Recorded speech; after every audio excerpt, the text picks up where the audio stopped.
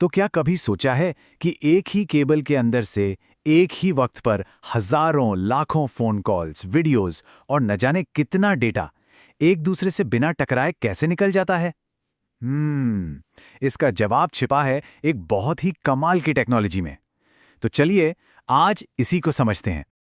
Screen पर देखिए, दो अलग अलग दुनियाएं हैं। एक तरफ बाईं ओर मल्टीप्लेक्सिंग के बिना वाली दुनिया, मतलब हर कनेक्शन के लिए एक अलग लाइन। जरा सोचिए कितनी उलझन होगी। और दूसरी तरफ दाईं ओर मल्टीप्लेक्सिंग वाली दुनिया, जहां कई सिग्नल एक ही रास्ते पर साथ चल रहे हैं, एकदम साफ सुथरा और असरदार। बस इसी समस्या को हमें सुलझाना है। आज के इस सफर में हम इन 5 पड़ावों से गुजरेंगे। पहले समझेंगे ये डेटा जैम की प्रॉब्लम आखिर है क्या, फिर देखेंगे इसका स्मार्ट सॉल्यूशन, इसके 2 मेन तरीकों को जानेंगे, और आखिर में देखेंगे कि इसे और भी बेहतर कैसे बनाया जा सकता है। तो चलिए कहानी की शुरुआत करते हैं प्रॉब्लम से, यानी डिजिटल ट्रैफिक जैम।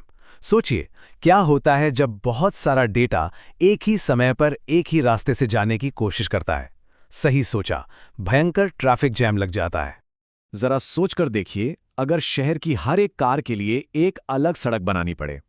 बस बिना मल्टीप्लेक्सिंग के एक नेटवर्क ऐसा ही होता है। हर फोन कॉल के लिए एक अलग तार, हर इंटरनेट कनेक्शन के लिए एक अलग केबल। ये न सिर्फ बेतहाशा महंगा होगा, बल्कि सच में एक नाइटमेयर बन जाएगा। यही असली चुनौती थी। और इसी केओस का एक बहुत ही शानदार जवाब है मल्टीप्लेक्सिंग। ये एक ही इंफॉर्मेशन हाईवे को सबके लिए कुशलता से इस्तेमाल करने की कला है। तो सीधी सी बात यह है कि मल्टीप्लेक्सिंग का मतलब है एक ही रास्ते पर एक ही समय में बहुत सारे सिग्नल भेजना। ये सब कुछ रिसोर्स शेयरिंग के बारे में है, और इसी की वजह से हमारा पूरा कम्युनिकेशन नेटवर्क काम कर पाता है। चलिए अब इस पूरी प्रक्रिया को थोड़ा और करीब से देखते हैं। लेफ्ट साइड से कई अलग अलग सिग्नल आ रहे हैं और MUX यानी मल्टीप्लेक्सर नाम के एक डिवाइस में जा रहे हैं। इसका काम क्या है? ये इन सब को एक बड़े डेटा स्ट्रीम में पैक कर देता है। फिर ये स्ट्रीम एक कॉमन रास्ते से अपनी मंजिल तक पहुंचती है, जहां DMUX यानी डीमल्टीप्लेक्सर उसे वापस पहले की तरह अलग अलग सिग्नलों में बांट देता है। तो इस पूरे प्रोसेस को हम 3 आसान स्टेप्स में याद रख सकते हैं: कंबाइन, ट्रांसमिट और फिर से सेपरेट। मक्स कंबाइन करता है और डीमक्स सेपरेट करता है।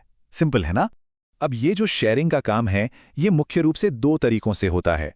एक है फ्रीक्वेंसी डिवीजन मल्टीप्लेक्सिंग यानी FDM, और दूसरा है टाइम डिवीजन मल्टीप्लेक्सिंग यानी TDM। चलिए एक एक करके दोनों को समझते हैं। तो पहले बात करते हैं FDM की। इसे ऐसे समझिए कि एक बहुत बड़े हाईवे पर हर तरह की गाड़ी के लिए उसकी अपनी एक अलग लेन रिजर्व कर दी गई है। टेक्निकली कहें तो FDM एक एनालॉग प्रोसेस है। ये बिल्कुल रेडियो की तरह काम करता है। जैसे हर रेडियो स्टेशन की अपनी एक फिक्स फ्रीक्वेंसी होती है, ठीक वैसे ही यहाँ हर डेटा सिग्नल को अपना एक फ्रीक्वेंसी बैंड कह सकते हैं, उसकी अपनी प्राइवेट लेन दे दी जाती है। फिर इन सारी लेनों को मिलाकर एक बड़ा सिग्नल बना दिया जाता है और एक साथ भेज दिया जाता है। ये डायग्राम बिल्कुल साफ साफ दिखा रहा है कि ये होता कैसे है। मान लीजिए यहाँ 3 अलग अलग फोन कॉल्स हैं। हर कॉल को उसकी अपनी कैरियर फ्रीक्वेंसी F1, F2 और F3 पर पैक कर दिया जाता है। इसे ही मॉड्यूलेशन कहते हैं। फिर मल्टीप्लेक्सर इन तीनों पैकेट्स को एक साथ जोड़ देता है। और दूसरी तरफ मंजिल पर पहुंचकर इसका ठीक उल्टा होता है। डीमल्टीप्लेक्सर उस बड़े सिग्नल को लेता है और खास फिल्टर इस्तेमाल करके हर फ्रीक्वेंसी को बड़ी सफाई से अलग कर देता है, बिल्कुल वैसे ही जैसे आप रेडियो पर अपना पसंदीदा स्टेशन ट्यून करते हैं। फिर हर सिग्नल को अनपैक यानी डीमॉड्यूलेट किया जाता है और ओरिजिनल आवाज वापस मिल जाती है। अच्छा, अब आते हैं दूसरे तरीके पर, TDM पर।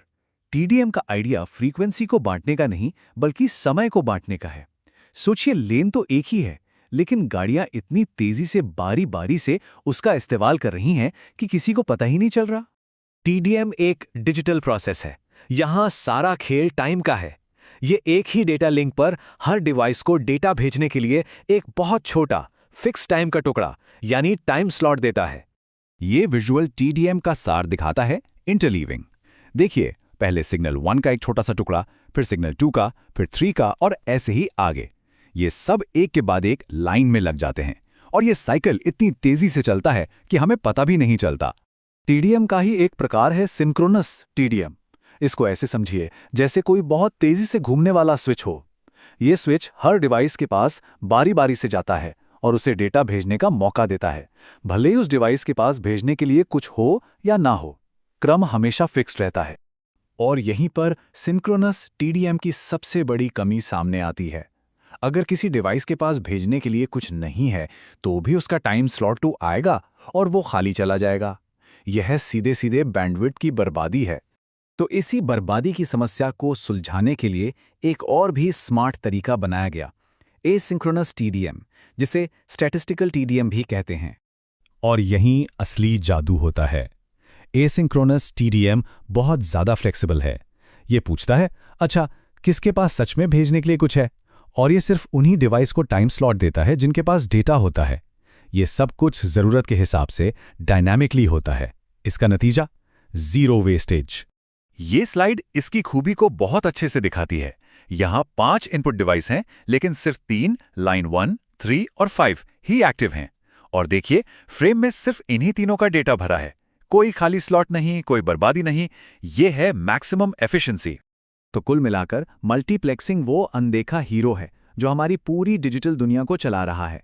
चाहे हम वीडियो देख रहे हों, कॉल पर बात कर रहे हों या इंटरनेट चला रहे हों, यही वो टेक्नोलॉजी है जो सब कुछ एक साथ मुमकिन बनाती है। तो यहाँ एक सवाल है सोचने के लिए, अगर एक तार में इतनी सारी जानकारी को पैक किया जा सकता है तो डेटा ट्रांसमिशन का भविष्य क्या होगा? टेक्नोलॉजी और कितनी ज्यादा एफिशिएंट हो सकती है?